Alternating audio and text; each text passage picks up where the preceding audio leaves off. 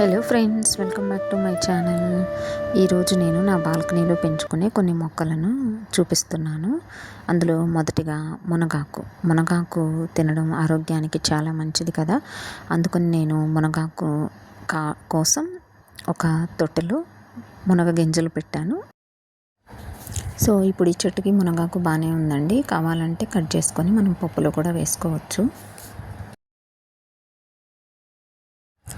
అలాగే నేను మునగాకుతో పాటు నిమ్మ గింజలు కూడా పెట్టానండి. ఇక్కడ నిమ్మ చెట్టు కూడా వచ్చినాయి 2 చూడండి. సో వీటిని తర్వాత భూమిలో పెట్టుకోవచ్చు, లేదా ఇలా కుండీలోనే ఉంచుకొని పెంచుకోవచ్చు. ఇంకా ఇదేమో వామాకు చెట్టు అండి.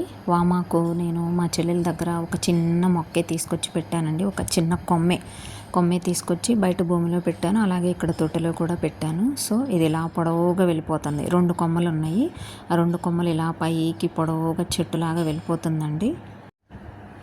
ఈ వామాకుని మనం ఇలా ప్రెస్ చేసినప్పుడు మంచి స్మెల్ వస్తుందండి. చాలా బాగుంటుంది smell.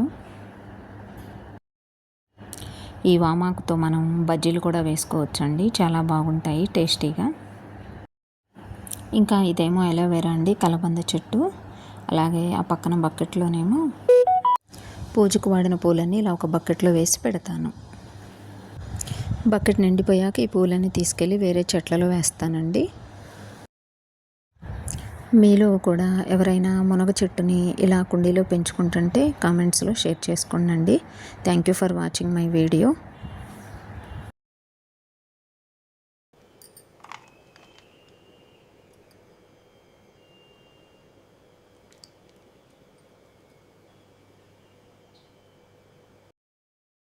Dip the fresh wamaku leaf into the batter. Now gently slide it into the hot oil.